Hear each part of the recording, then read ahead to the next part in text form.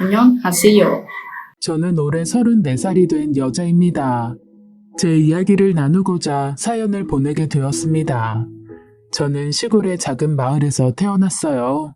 아버지는 제가 태어나기 전 지병으로 운명을 달리하셨고, 엄마는 마을에서 작게 슈퍼를 운영하며 저를 키우셨습니다. 제가 저의 고향을 시골이라고 하는 이유는 그 당시 저희 집 주소가 읍으로 끝났기 때문이에요. 제가 태어나기 전부터 엄마와 아버지는 이 마을에서 만나 결혼을 하셨고, 제가 태어나기 전 돌아가신 친조부모, 외조부모 모두 이 마을 출신으로 마을에서 엄마와 아버지를 모르는 사람이 없었습니다. 그러니 저희 부모님 결혼식이 얼마나 많은 사람들의 축복을 받고 마을의 큰 잔치로 여겨졌을지는 말 안 해도 아실 것 같아요. 예쁘고 착한 우리 엄마가 병으로 아버지를 잃고 마을 사람들은 너도 나도 할 것 없이 엄마를 위로해줬다고 해요. 20대의 젊은 나이에 서방을 잃었으니 누가 안타까워하지 않겠습니까? 특히나 엄마는 이 마을 모든 사람들의 축복을 받으면서 결혼을 한 장본인이었으니까요. 정신없던 엄마를 애틋하게 여긴 마을 사람들이 너도 나도 앞장서 아버지의 장례식을 도와줬다고 합니다. 시골 사람들의 따뜻한 정을 느끼며 엄마도 정신을 차리던 중 저를 임신했던 사실을 알게 되었다고 했어요. 밥도 한 끼 제대로 먹지 않던 엄마는 임신 소식을 알게 되었고, 그때부터 식사도 제대로 챙겨 먹으며 살 사람처럼 굴었다고 동네 어르신들이 종종 제게 이야기를 했습니다. 엄마가 저를 임신한 사실을 몰랐을 때는 마치 내일 모레 남편을 따라 죽을 사람처럼 행동을 했었다네요. 멍한 표정으로 바다를 몇 시간이고 바라보고 있는 엄마를 보면 당장이라도 제 사방조차 뛰어내릴 것 같아 무서웠다고 동네 할머니는 말했습니다. 네가 네 엄마를 살린 장본인이나 다름없다는 말도 덧붙이셨어요. 저는 그런 이야기를 초등학생 때부터 들어서였을까요? 부모님의 사연을 알게 되고 애어른 소리를 들으며 빨리 철이 들었습니다. 엄마는 모은 돈으로 마을의 작은 슈퍼를 열었고 동네의 유일무이한 식료품 유통상가로 꽤 괜찮은 벌이를 하며 저를 키우셨어요. 저도 슈퍼집 딸로 같은 반 친구들의 부러움을 받았죠. 아빠 없이 컸지만 엄마의 부족하지 않은 사랑을 독차지하며 저도 올곧게 자랐어요. 근처 국공립대학교 진학을 꿈꾸며 공부하던 고등학교 시절, 저는 그 일을 겪은 후 무슨 일이 있어도 이 지역을 떠나야겠다고 마음을 굳게 먹었습니다. 어린애들이 많지 않은 지역이었기에 학교라고는 초등학교, 중학교, 고등학교가 딱 하나씩만 있었어요. 그러던 어느 날 저희 고등학교에 서울에서 발령 온 선생님이 나타났습니다.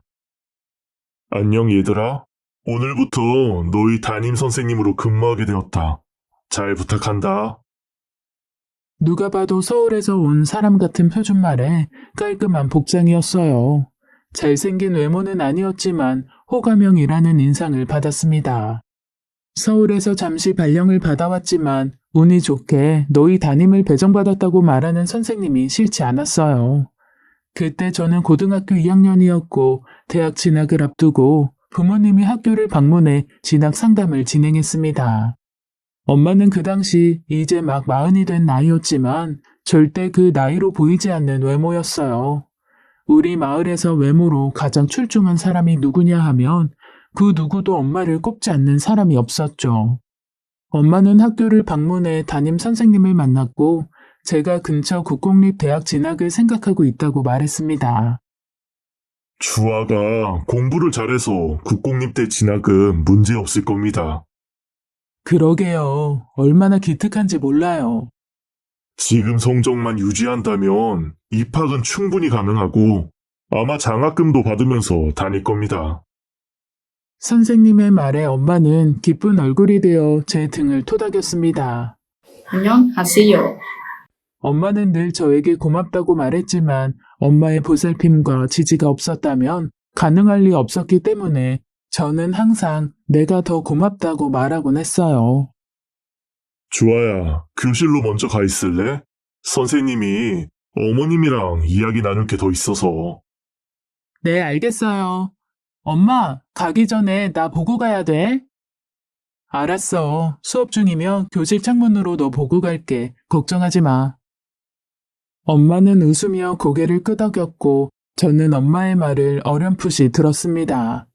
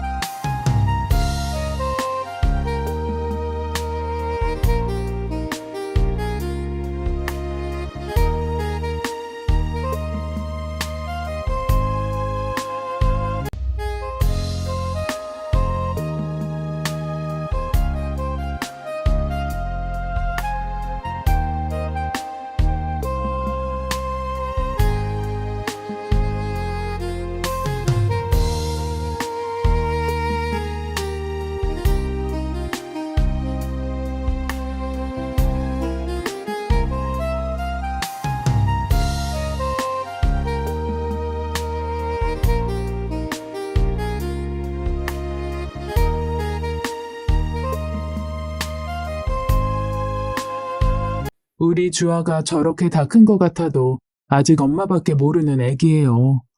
저는 웃음이 났습니다. 엄마가 제 세상의 전부이던 시절이라 엄마의 그런 애기 취급이 싫지 않았거든요. 저희 모녀의 인생에는 작은 문제도 없었습니다. 아빠의 기일이 되면 엄마는 저보다 더 아이처럼 엉엉 슬프게 울어서 제 마음이 찢어질 것 같았던 것 빼고는 말입니다. 그리고 몇 달 뒤 저는 이상한 소문을 듣게 되었습니다.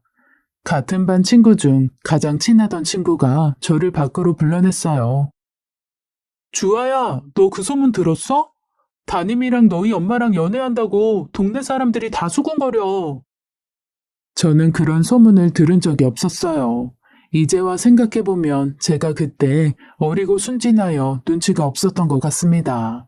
동네 사람들은 아마 제가 지나갈 때마다 수군거렸을 게 분명했어요. 저는 학교가 끝나자마자 가게로 향했습니다. 제 발걸음은 빠르다 못해 거의 달리기를 하고 있었죠. 엄마, 우리 담임이랑 연애해? 엄마와 저는 스스럼 없이 모든 걸 나누는 사이라고 생각했는데 너무나 섭섭했습니다. 그게 무슨 소리야? 누가 너한테 그런 소리를 해? 민경이가 그랬어. 마을 사람들이 다 수군거린대. 그게 무슨 소리야, 엄마? 엄마의 얼굴이 어두워졌습니다. 말도 안 되는 소리 하지 말라고 해. 정말 무슨 그런 말도 안 되는. 엄마는 화가 났습니다. 시뻘겋게 타오른 얼굴로 말도 안 되는 소리라며 화를 냈습니다. 민경이에게 들은 이야기는 사실 그것이 다는 아니었어요. 엄마와 담임이 따로 단둘이 만나는 모습을 한두 사람이 본 게 아니라고 했죠. 저는 엄마가 저에게 솔직해줬으면 좋겠다고 생각했지만 더 이상 물어볼 수 없었어요. 그리고 며칠 뒤 그 소문은 최악으로 치달았고 엄마와 저를 집어삼켰습니다. 담임은 사실 유부남이고 서울에 가정이 있다는 사실이었어요. 예상보다 빨리 떠나게 돼서 선생님도 많이 아쉽다. 너희들과 정이 많이 들었었는데 대학 진학하는 것까지 보고 싶었는데 사정이 그렇게 되었네. 기가 막힐 노릇이었습니다. 분명 선생님은 처음 봤을 때는 그의 왼손 네 번째 손가락에 반지 같은 건 없었습니다. 하지만 마지막 인사를 위해 교실을 방문했을 때 선생님의 손에는 금반지가 반짝거리고 있었고 그것이 그가 유부남임을 증명해주는 완벽한 증거가 되었습니다.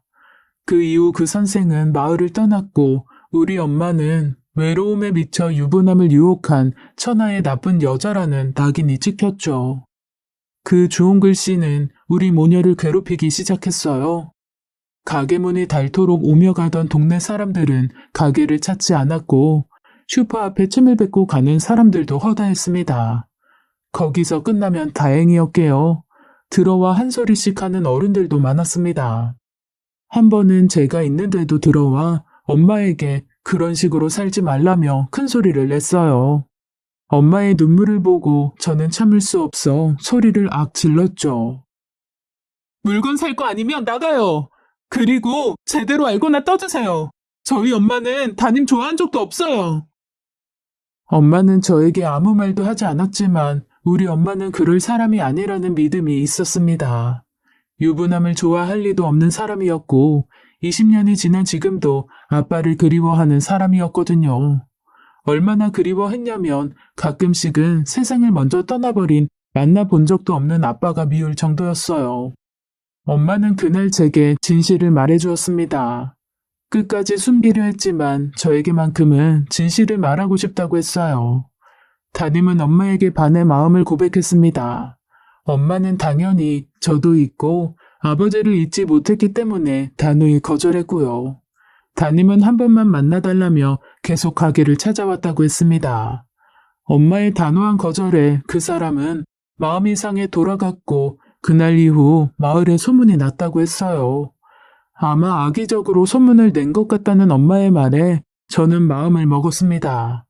몇십 년을 이 마을에서 나고 자란 사람 말보다도 온 지 1년도 안 된 타지 사람의 거짓말을 더 믿고 엄마에게 주홍 글씨를 찍은 이 거지 같은 마을을 벗어나겠다고 굳건히 마음을 먹었습니다. 그리고 서울로 대학 진학에 성공 후 엄마와 가게를 청산하고 마을을 떠났죠. 그 누구에게도 인사 하나 건네지 않고 마을을 떠나는데 시원섭섭한 마음에 눈물이 났어요. 엄마는 저와 함께 떠나면서도 마을 사람들을 너무 미워하지 말라고 원래 보수적인 동네라 어쩔 수 없다는 식으로 이야기를 했습니다. 아마 엄마는 아버지와 함께 나고 자란 소중한 마을에 대한 인상을 나쁘게 남겨주긴 싫었던 것 같습니다. 서울로 와 작은 방을 구해 엄마와 생활을 시작했어요. 엄마는 저의 대학 근처 식당에서 일을 시작했고 저는 4년 내내 성적 장학금을 놓친 적 없이 열심히 대학을 다녔습니다. 그리고 대학교 4학년 2학기에 저는 유명 패션 기업에 졸업도 하기 전 취직에 성공했어요. 그해 엄마는 열심히 모은 돈으로 작은 반찬 가게를 차렸고 저희는 투룸에서 대출을 받아 작은 평수의 아파트 전세로 이사를 가게 되었습니다. 서울로 올라온 후 승승장구 탄탄대로만 걷고 있었죠. 얼른 회사에 들어가 돈을 모아 아파트를 사고 엄마에게 효도할 생각뿐이었습니다. 그런데 사람 인생은 한치 앞길을 모른다고 행복하기만 할 줄 알았던 인생에 어둠이 드리워졌어요. 입사한 회사에서 일 잘한다는 소리를 들으며 주목받기 시작했을 시점, 바로 위에 사수였던 여자 대리가 저를 대놓고 괴롭히기 시작했습니다. 이주아 씨, 레포트 오늘까지 제출인 거 알죠?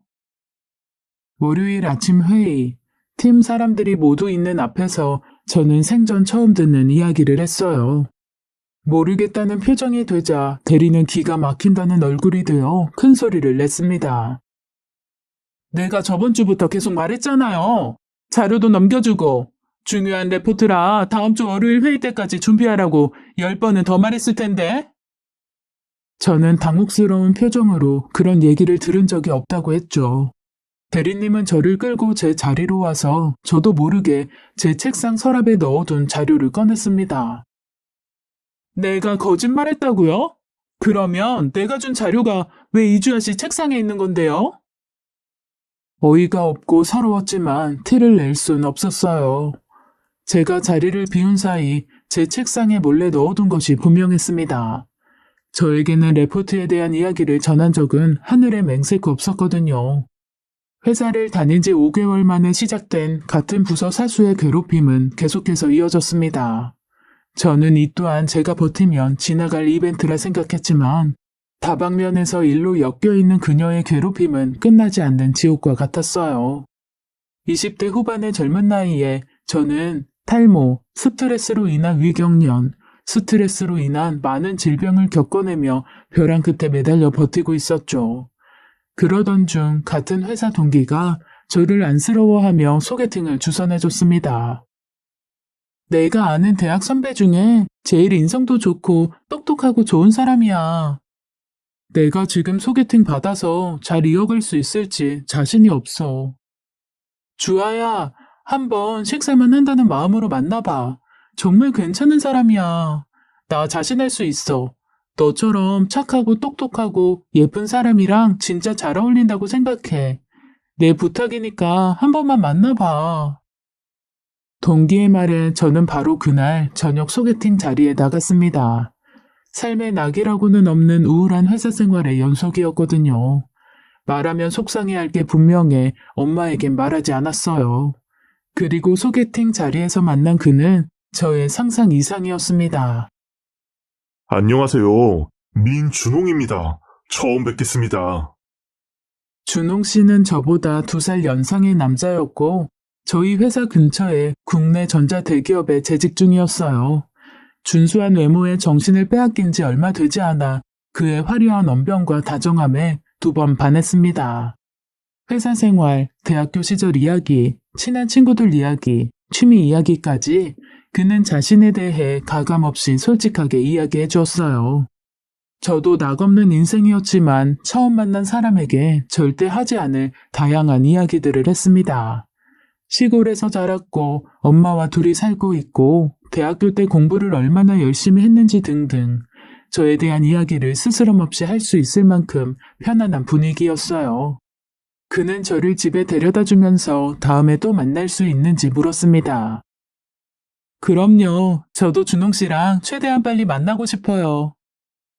저도 감정을 숨기고 싶지 않았기에 그에게 적극적으로 다가갔어요. 만난 지 얼마 되지 않아 저희는 연인이 되었고 그 이후로 서로에게 의지가 되는 깊은 사이가 되었습니다. 회사 근처에서 혼자 자취한다는 그는 종종 엄마의 반찬 가게에 들러 남은 반찬을 모조리 쓸어갔죠. 그냥 주겠다는 엄마의 말에도 본인은 단골 고객일 뿐이라며 손사래를 쳤습니다. 엄마도 준홍 씨를 좋아했어요. 어쩜 저렇게 잘생긴데 싹싹하기까지 하냐며 제가 질투가 날 정도로 준홍 씨를 칭찬했었죠. 회사 생활은 그 이후에도 힘들었지만 저의 삶의 낙이 하나 더 생겼기에 버틸 수 있었습니다. 엄마와 준홍 씨, 그리고 월급을 받아 차곡차곡 넣고 있는 적금. 그 정도면 버틸 수 있을 것 같았어요. 대리의 괴롭힘으로 인해 엉망이 되었던 어느 날, 준홍 씨는 저의 회사 아래로 찾아와 저를 데리고 근처로 드라이브를 갔습니다. 식사를 하고 한강 야경을 구경하며 이런저런 이야기를 나누던 중 그는 제게 대뜸 프로포즈 반지를 내밀었습니다. 주아씨, 당분간은 회사 일은 접고 나랑 같이 결혼 준비해주면 안 될까? 준홍 씨, 처음 만난 날 주아씨 집에 데려다주면서 그런 느낌을 받았어. 이 여자랑 결혼하게 될 것 같다는 느낌. 정말? 정말 그런 확신이 들었어. 생전 처음 느껴본 감정이었는데 내 인생에 그런 확신이 들었던 적은 없어. 나랑 결혼해줘. 내가 행복하게 해줄게, 주아야. 그의 청혼을 거절할 이유가 없었습니다. 최악의 하루를 최고의 하루로 만들어준 그를 끌어안고 저는 반지를 손에 꼈어요. 그날 엄마에게 청혼 사실을 알리자 엄마는 별로 놀라지 않았습니다. 준홍이가 그 반지 누구랑 샀는지 알아? 설마? 엄마 사실 너한테 거짓말했어, 주아야.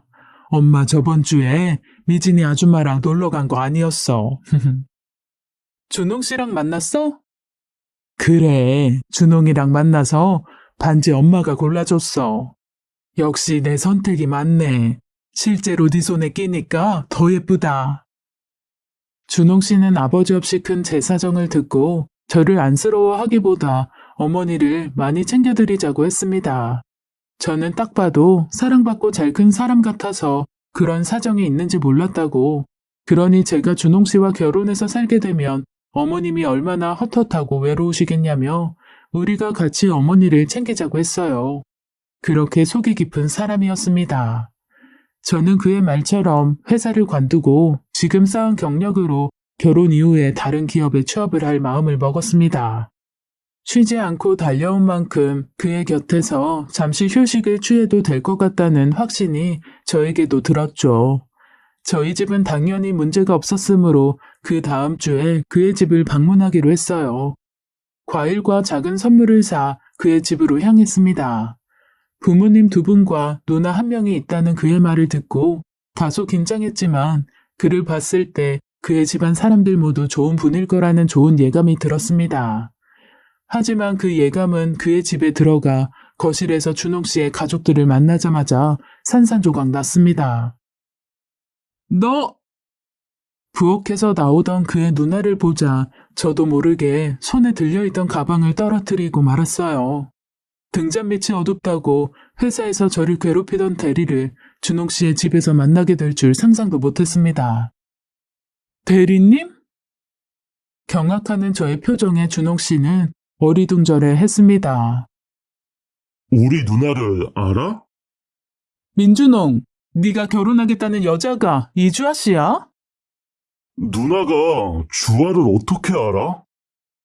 우리 회사 같은 팀 대리님이야.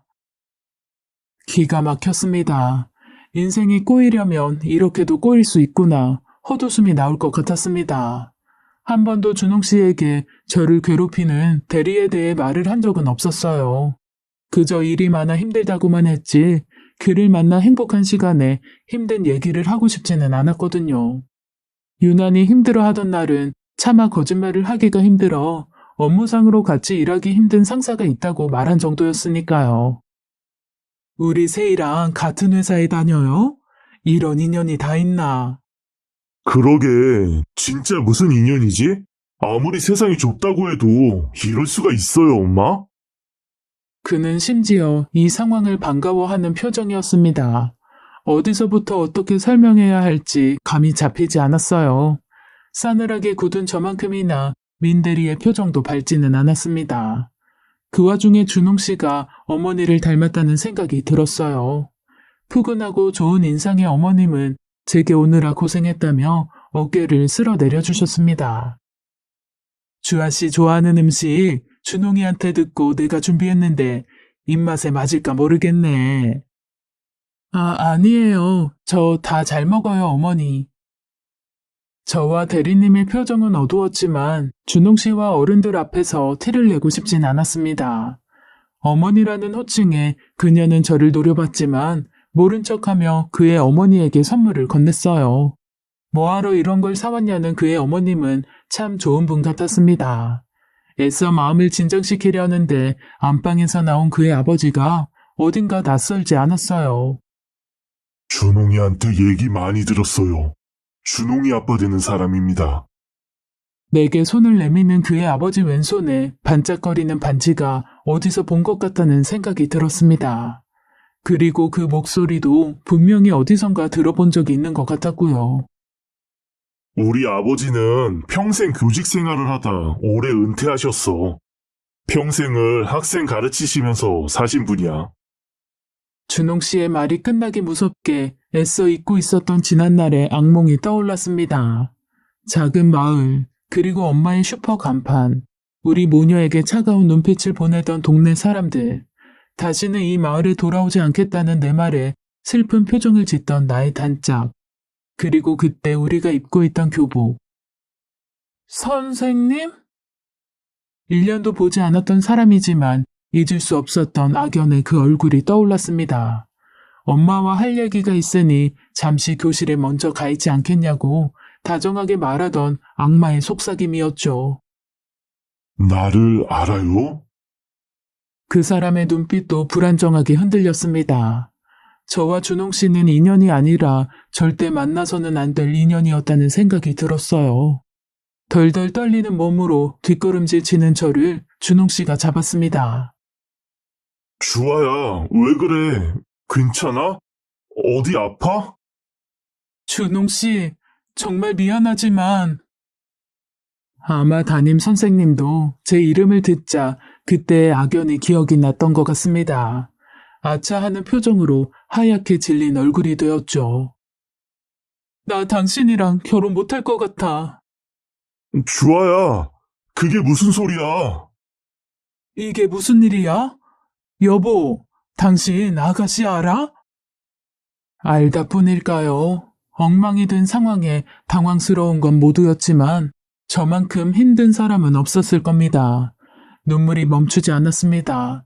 이렇게 완벽한 남자가 날 사랑하고 나도 이 사람과 미래를 꿈꾸며 행복하고 싶었는데 허락되지 않는 현실에 가슴이 찢어질 것 같았어요.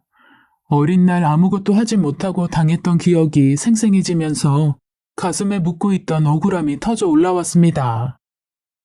내가 예전에 한 번 말한 적 있지? 우리 엄마 아무것도 모르는 순진한 우리 엄마 능욕하고 떠난 타지에서 온 남자 선생이 있었다고.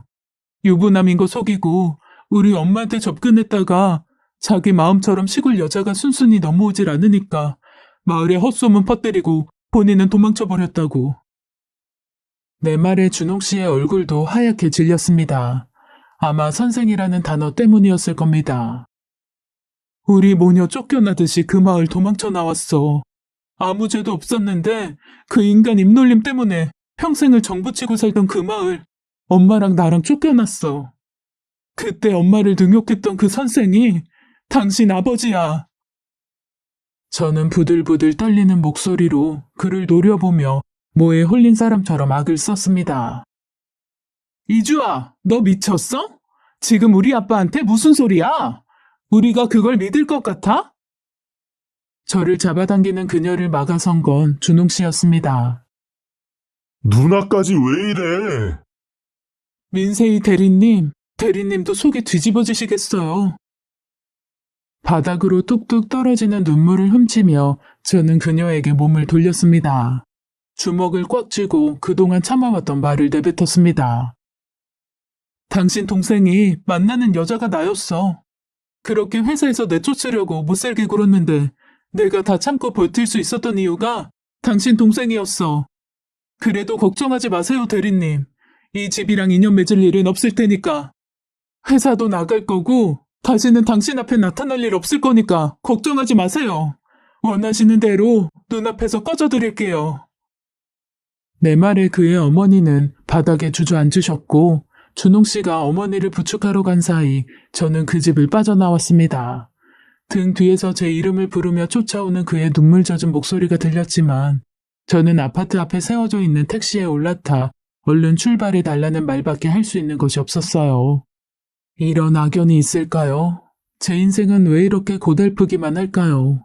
하늘에 있는 아버지는 왜 저를 보살펴주지 않는 걸까요? 억울한 심정으로 집으로 향했습니다. 엄마 앞에선 차마 울지도 못했기 때문에 뜬 눈으로 밤을 지새우고 그 다음날 회사에 나갔습니다. 그의 누나였던 민세희 대리는 그날 휴가를 내고 나오지 않았고 저는 그녀와 상관없이 사표를 제출했습니다. 저를 예뻐하시던 팀장님은 이게 무슨 일이냐며 다시 생각하라고 저를 다독이셨어요. 사표를 수령해달라는 말에도 팀장님은 절대 안 된다며 무슨 일인지 모르겠으나 일주일 동안 휴가를 줄 테니 마음을 가라앉히고 다시 생각해보라고 저를 따뜻하게 위로해 주셨죠. 눈물이 터져 그의 앞에서 그동안 회사에서 힘들었던 일을 얘기하며 엉엉 울고 말았습니다. 회사 일 때문만은 아니었습니다. 어제 있었던 일, 준홍 씨와 헤어질 생각, 모든 힘든 일이 몰려왔습니다. 1시간 넘게 우는 저를 달래고 팀장님은 인사 조치는 본인이 알아서 처리해 줄 테니 걱정 말고 일주일 동안 푹 쉬고 오라고 했어요. 저는 회사에서 나와 집으로 향했습니다. 계속해서 울리는 전화기의 주인공은 준홍 씨였고 저는 그 전화를 다 무시했어요. 엄마가 가게에 출근한 집에서 저는 세상이 떠나가라 소리 지르며 서럽게 울었습니다. 온 세상이 원망스럽고 제 신세가 불쌍해 어찌할 바를 모를 지경이었어요. 그리고 그날 밤 퇴근한 엄마에게 모든 사실을 말했습니다. 엄마는 저와 함께 참담한 심정이 되었죠. 준홍 씨로 인해 행복해하던 엄마, 준홍이를 보면 숨겨둔 아들 하나 있었으면 좋겠다 싶을 때가 있다고 농담하던 엄마. 엄마에게 정말 알리고 싶지 않았지만 어쩔 수 없었습니다. 그로부터 며칠 뒤 우울하게 집에서 하루를 보내고 있던 밤, 엄마의 퇴근길에 준홍 씨가 함께 나타났습니다. 준홍 씨가 여기로 와서 뭘 어쩌겠다고 엄마를 믿기로 집에 들어왔어. 주아야, 할 말이 있어. 준홍 씨가 뭐라고 해도 내 마음은 변하지 않아. 우리 집안 풍비박산 만든 사람 아들이랑 결혼할 수 없잖아. 결혼이 우리 둘만의 문제야? 그 사람 계속 볼 자신도 없고 당신 누나랑도 가족으로 엮이고 싶지 않아. 말하지 못했지만 사실 회사에서 끈질기게 날 괴롭히던 사람이 있었어. 그게 당신 누나야. 제 마음은 단호했습니다. 준홍 씨가 잘못한 것은 없지만 어쩔 수 없는 악연으로 엮인 운명이라면 끊어내는 게 맞다고 생각했거든요. 내 얘기부터 들어줘, 주아야. 며칠 사이 준홍 씨는 저만큼이나 많이 야위고 푸석해 보였습니다. 저 못지않게 마음고생을 했을 사람이었으니까요. 그래서 저는 제가 더 단호해야 된다고 생각했습니다. 의미 없는 희망 고문으로 그 사람을 더 힘들게 하고 싶진 않았습니다. 사실 말하지 못한 게 있어. 나 고등학생 때 우리 엄마가 지금 아버지랑 재혼을 했어. 사실 나랑 누나는 친남매가 아니라 엄마 아버지가 결혼하면서 남매가 된 사이야. 뭐? 내가 새로운 가정에 잘 적응을 못해서 대학 때부터 집이 서울인데도 나가 살았었어. 이런 얘기를 못한 건 뭔가 부끄러워서 하질 못하겠더라고. 주아, 너를 믿지 못해서 그런 게 아니라 그냥 내 자신이 그럴 용기가 없었어. 늦게 말하게 되어서 미안해. 그리고 네 앞에선 세상 행복하고 완벽한 가정인 척 했지만 나도 엄마 재혼 후에는 많이 겉돌았어. 저는 아무 말도 하지 못했습니다. 그날 우리 엄마도 많이 충격을 받았어. 주아, 너의 고향으로 아버지가 내려간 것도 학교에서 불미스러운 일이 있어서 자천된 거나 다름없었거든. 그때도 학생 엄마와 사적으로 만난다는 불미스러운 소문이 돌았었대. 그때 재혼한 지 얼마 안 됐었고 하도 아버지가 아니라고 잡아떼서 엄마도 믿지 않으면서도 그냥 눈 한번 감고 넘어가자 싶었대. 주아, 네가 다녀간 이후로 엄마가 결단을 내리셨어. 역시 사람은 고쳐 쓰는 게 아니라고. 그 먼 곳에 내려가서까지 그러고 있을 줄 몰랐다고. 배신감도 많이 느끼고 정도 떨어진다고 하시더라고. 물론 아버지는 또 그런 일 절대 없었다고 했지만 이미 한 번 겪어보셨던지라 이번엔 마음을 굳히셨나 봐. 나도 너 잃고 싶지 않아서 네가 거짓말할 사람 아니라고 엄마한테 아버지랑 이혼하는 게 맞는 것 같다고 계속 말씀드렸어. 이혼? 한 번 이혼으로 낙인 찍혔기 때문에 두 번은 절대 안 된다는 게 우리 엄마 철칙이었어. 그런데 주아, 네가 평생을 그렇게 힘들어했다는 사실 듣고 나니까 가해자랑 같이 살면 결국 나랑 엄마도 방관자인 거랑 다름없다고. 남의 시선 하나도 중요하지 않고 남은 인생 방관자로 살기 싫다고 이혼하기로 하셨어. 준홍 씨의 말에 혼란스러웠어요. 그동안 몰랐던 재혼 가정이었다는 사실도 충격이었지만 예상하지 못한 결말에 당황했습니다. 당장 결혼하자고 안 할 거야. 지금 우리 집안 정리되어야 할 문제도 많고 그 사이에 너를 엮이게 만들어서 힘들게 하고 싶지도 않아. 다만 나랑 헤어진다고 했던 얘기는 다시 생각해줬으면 좋겠어. 너와 내 사이에 문제는 없었잖아. 그리고 나 아직도 너 많이 사랑해. 우리 몇 년 정도는 더 만나고 그리고 나서 상황 안정되면 그때 다시 결혼 준비 시작하자. 그때 다시 정식으로 우리 엄마 소개할게. 주아야, 제발 그렇게 해줘. 그는 눈물을 흘리며 제게 호소했고 옆에서 저희 얘기를 듣던 엄마도 함께 눈물을 흘렸어요. 그 이후 저희는 계속 만남을 이어가고 있습니다. 이혼 진행 중인 가정 상황에 대해 그는 자세히 말하지는 않았지만 가끔씩 저에게 상황을 알려주었고요. 저는 부서를 옮겨 다른 층에 있는 관리팀으로 옮겨갔고 그의 누나였던 민대리는 회사를 그만두었습니다. 비록 저희의 결혼 시도는 실패했지만 여전히 서로를 많이 사랑하며 의지하고 만나고 있습니다. 저는 이 사람과의 사랑을 포기하지 않을 거예요.